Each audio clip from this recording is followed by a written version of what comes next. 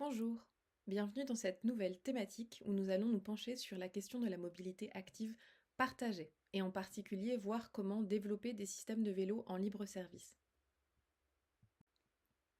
Dans cette présentation, nous allons tout d'abord voir quels sont les objectifs des systèmes de vélo en libre service, quelles sont leurs différentes caractéristiques, quelles sont les étapes clés pour concevoir un système de vélo en libre service, et enfin quels sont les éléments de coût d'un tel système. Pour ce faire, nous allons nous appuyer sur un certain nombre de publications du CEREMA, de l'organisation ITDP et du projet Solutions Plus dans lequel nous avons testé un certain nombre de vélos en libre service à travers le monde. Tout d'abord, quels sont les objectifs des systèmes de vélos en libre service? Quels sont tout d'abord les objectifs d'un système de vélo en libre service qui va permettre à l'usager d'emprunter un vélo à un endroit et de le déposer ailleurs pour effectuer un trajet? On retrouve souvent un certain nombre d'objectifs en commun, à savoir l'intention de faciliter le dernier kilomètre et de fournir une offre complète de mobilité, donc d'améliorer la zone d'attraction des transports publics, de permettre de développer une nouvelle offre de mobilité à un coût d'investissement qui va être inférieur par rapport à d'autres modes, de développer la culture du vélo en général, d'améliorer l'image du vélo et sa visibilité dans l'espace public, d'améliorer la sécurité routière grâce à l'effet modérateur de la vitesse, de développer le tourisme, et puis par exemple de développer l'attractivité de la ville et la qualité des espaces publics. Le développement d'un système de vélo en libre service doit se faire au cœur d'une démarche globale d'un écosystème vélo. Cet écosystème est constitué d'un certain nombre de blocs, tels que le cadre législatif et réglementaire qui va être favorable au développement du vélo, par exemple avec l'inscription de l'importance du vélo au sein du PMUD, ou le développement d'un plan local vélo et mobilité active. Cela peut également passer par des subventions publiques à l'achat. Cet écosystème vélo repose également sur l'importance d'un stationnement qui doit être suffisant et sûr, qui peut être par exemple réalisé en lien avec les transports en commun, autour des stations, des arrêts de bus, dans les parcs avec des parcs sécurisés et couverts, en utilisant par exemple la carte d'abonnement transport comme un carte d'accès au local vélo. Mais le stationnement peut aussi avoir lieu dans les immeubles à usage d'habitation et des lieux d'activité, ou encore des parkings automobiles. L'entretien du vélo est aussi fondamental, que ce soit via des installations pouvant être utilisées par l'usager lui-même, donc en libre service, ou chez un spécialiste du vélo. Il est important aussi de considérer le rôle de la formation, notamment pour les enfants et les adultes, notamment les femmes, ou des publics spécifiques tels que les groupes scolaires, les salariés d'un plan de déplacement employeur, etc. Et ces formations peuvent permettre d'acquérir un certain nombre de compétences fondamentales, telles que l'utilisation du vélo, l'insertion dans le milieu urbain et la circulation, la sensibilisation aux règles de conduite, etc. Et puis une dernière composante est la possibilité d'avoir des locations de courte ou de longue durée pour les usagers qui ne souhaitent pas ou qui n'ont pas les capacités d'une acquisition individuelle du vélo. Quelle est la présence au niveau international des systèmes de vélo en libre service? En 2019, près de 2300 services de vélo en libre service, avec ou sans station, étaient opérationnels dans plus de 400 villes de tous les pays dans le monde. Les plus grands services mondiaux maintenant se trouvent essentiellement en Asie, et notamment en Chine. Et l'Europe et les États-Unis connaissent aussi une grande diversité de services et d'opérateurs. Venons-en maintenant aux caractéristiques d'un système de vélo en libre partage. Un élément fondamental à noter est la variation très forte des différents systèmes. On va retrouver un certain nombre de différences en fonction du type de vélo, en fonction du stationnement, du niveau de technologie, des conditions d'accès au service, de la structure tarifaire et d'un certain nombre d'autres caractéristiques. Tout d'abord, par rapport au type de vélo, on peut avoir soit des vélos plutôt donc conventionnels ou des vélos à assistance électrique. Ces vélos à assistance électrique peuvent représenter une partie de la flotte ou l'ensemble de la flotte. Les caractéristiques du vélo peuvent également varier, par exemple les vitesses, le poids, la forme du cadre, les équipements fournis, etc. Le stationnement de vélo peut se faire soit avec des stations, avec du personnel ou des stations automatisées, soit sans station ou alors des systèmes hybrides qui vont mélanger ces deux approches. La technologie va varier en fonction du niveau de technologie du verrouillage. L'accès au service peut être réalisé de différentes manières, avec différents types d'abonnements, différents types de supports pour payer, avec des cartes par exemple plus ou moins sans contact ou des supports immatériels. La structure tarifaire va également largement varier selon les différents modèles. Et puis d'autres éléments vont aussi apporter des différences, par exemple le type de contrat, le type d'opérateur impliqué. Est-ce que le système est conçu dans une approche intermodale, par exemple en fournissant des heures supplémentaires d'utilisation du système de vélo en libre service pour les usagers du transport public, ou des tarifs préférentiels, etc. Au-delà de ces différences, on peut analyser, on peut identifier un certain nombre d'éléments communs de réussite. À savoir, on retrouve souvent dans les systèmes qui marchent bien un réseau dense de stations dans la zone de couverture.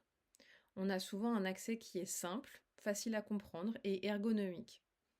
On a des vélos qui sont spécialement conçus et qui sont robustes, qui permettent de résister au vandalisme. On a un système de verrouillage qui est mécanique. On a un suivi des vélos qui est sans fil.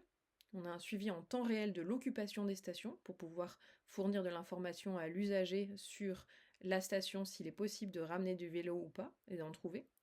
On peut informer l'utilisateur, comme je viens de le dire. Et puis on a une structure tarifaire souvent qui va encourager les locations courtes pour avoir une rotation importante des vélos. Il y a un certain nombre de caractéristiques qui sont souhaitables du vélo, qui ont été identifiées notamment par l'organisation ITDP, ici que je vais reprendre. Donc le fait d'avoir par exemple un panier à l'avant pour pouvoir transporter un certain nombre d'objets de l'usager, un système d'amarrage dans la station avec une balise RFID, des pneus et des jantes qui sont robustes pour résister, des freins à tambour à l'avant et à l'arrière, des pièces qui sont spécifiques pour la protection contre le vol et le vandalisme, un cadre ici qui peut permettre notamment aux femmes, mais à tout type d'usager de pouvoir rouler avec tout type de vêtements, des pédales qui vont être larges et plates, une protection des composants et des vitesses, des lumières, des vitesses qui vont être modulées en fonction de la topographie de la ville, donc une suffisant si la topographie est essentiellement plate, jusqu'à 6 ou 7 si on est dans un relief qui est accidenté, des garde-boue et un espace publicitaire qui va utiliser plutôt des couleurs vives pour pouvoir avoir une visibilité suffisante du service, une chaîne qui va être protégée et puis enfin une selle qui va pouvoir être réglée pour pouvoir s'adapter à l'usager. On retrouve aussi quand on regarde les systèmes de vélo en libre service à travers le monde un certain nombre de difficultés qu'il faut pouvoir anticiper. Donc par exemple, souvent dans les difficultés ou les problèmes typiques qui vont être rencontrés, c'est une offre qui est mal dimensionnée, par exemple une distance entre les stations qui va être trop importante, une structure tarifaire qui ne va pas être attractive, des coûts d'exploitation qui peuvent être élevés en raison du vandalisme. Dans ces cas-là, dans des situations de vandalisme, de vol, etc., on va avoir parfois une image qui va être négative. Des transports modaux non souhaités, il n'est pas forcément souhaitable que cela prenne de la part modale, par exemple, des piétons. Et puis une inégalité d'accès, puisqu'on va souvent retrouver plutôt ces services dans des zones centrales et non dans les périphéries. Donc ici, ce qui est très très important, c'est d'avoir deux éléments. Tout d'abord, une étude de faisabilité en amont, que nous allons maintenant voir, et puis une approche itérative. Quand on analyse un certain nombre de systèmes, on voit qu'il y a eu une approche qui a aussi évolué à travers le temps en fonction des retours d'expérience. Venons-en maintenant donc à ces étapes clés fondamentales pour pouvoir concevoir un système de vélo en libre partage solide. On peut identifier 4 grandes étapes d'un processus de développement d'un système de vélo en libre service. Tout d'abord, l'étude d'évaluation de la faisabilité, ensuite la conception du service, ensuite l'organisation de la gestion du service, et puis finalement le déploiement du service à proprement parler. Ces 4 étapes sont détaillées dans une publication du CEREMA que vous pouvez voir ici, le vélo en libre service avec station, dont nous allons indiquer le lien à la suite de cette vidéo et je vous recommande chaleureusement d'aller voir cette publication si vous êtes intéressé par le déploiement d'un tel système puisqu'elle est particulièrement détaillée et didactique. Donc cette première étape d'étude d'évaluation de la faisabilité, elle va porter sur la question des objectifs, de la zone de couverture géographique appropriée, des dimensions du système, donc le nombre de vélos et le nombre de stations, une estimation de la fréquentation, et puis une prévision des coûts et des risques. Ensuite, suite à cette première étape, on peut aller vers la conception du service. Donc se poser la question de la taille des stations et de leur emplacement exact, du type de matériel, d'équipement et de logiciel. Ces deux étapes ensemble peuvent varier entre 3 mois à 1 an.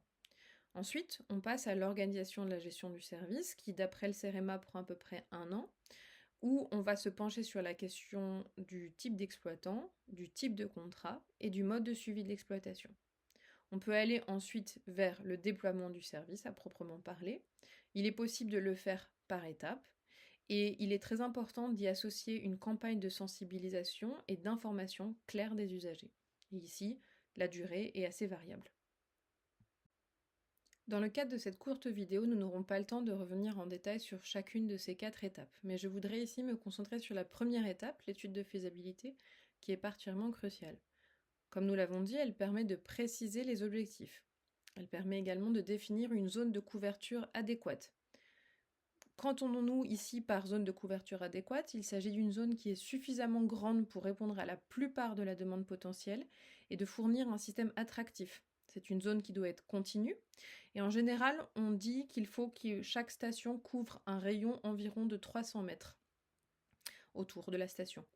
Il est aussi important de s'aligner avec les infrastructures cyclables.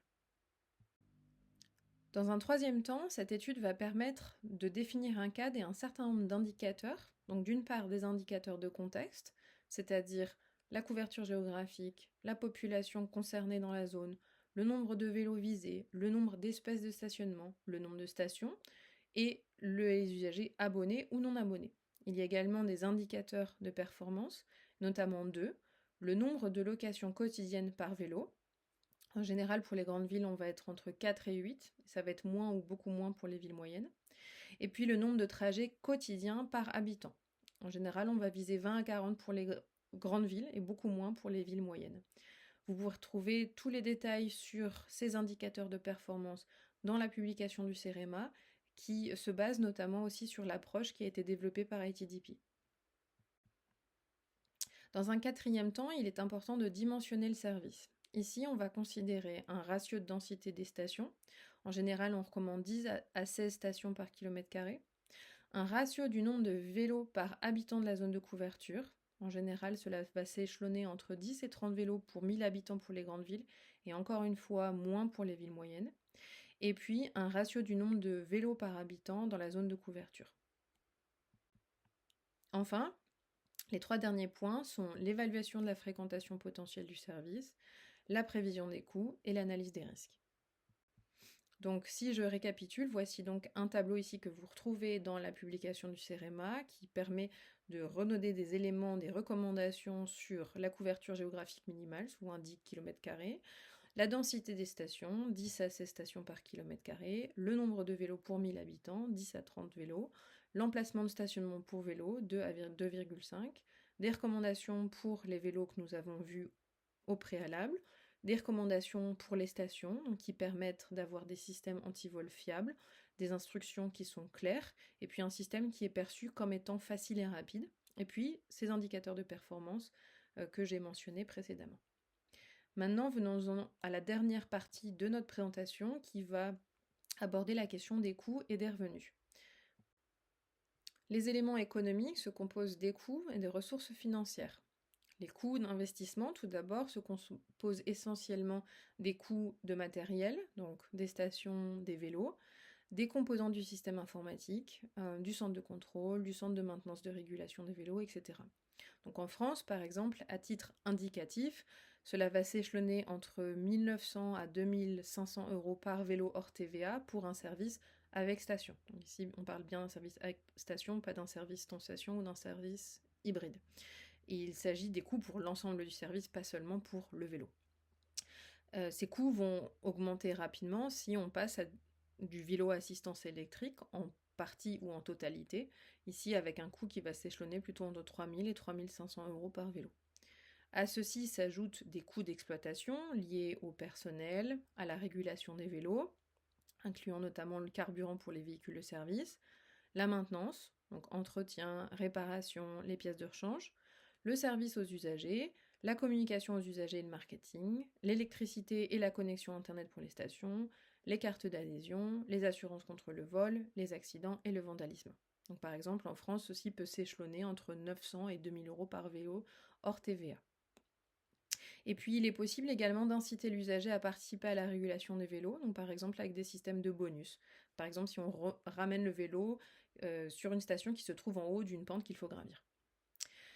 Et puis du côté des ressources financières, donc elles se composent de recettes qui viennent de l'usager, donc cela peut être des frais d'inscription, s'il y en a dans le système en question, les locations avec différentes structures tarifaires, par exemple souvent on retrouve à la minute, à la journée, et puis des abonnements de courte durée, par exemple une journée, ou des abonnements annuels également.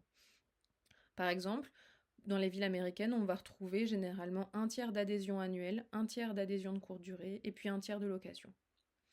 Les ressources aussi se composent de la publicité. Donc par exemple, si le service va être lié à un contrat publicitaire dans l'espace public urbain, par exemple avec des mobiliers tels que abribus et panneaux publicitaires, cela s'est fait, pas toujours recommandé, mais cela s'est fait. Il est possible également d'avoir des recettes publicitaires via cette publicité placée sur le service en libre service, par exemple sur les vélos, en station ou sur les terminaux. Il est possible également, on voit parfois ou souvent des subventions qui sont utilisées pour couvrir les coûts d'investissement, par exemple issus d'un budget qui va être lié au PDU ou PMUD ou un budget qui va être lié à une source spécifique. Donc par exemple, cela peut venir par exemple des ressources du stationnement comme à Barcelone ou par exemple d'un péage urbain s'il en existe un. Et enfin, il peut y avoir d'autres sources telles que les emprunts bancaires, la publicité, par exemple partagée avec une entreprise privée, et puis des investissements privés parfois.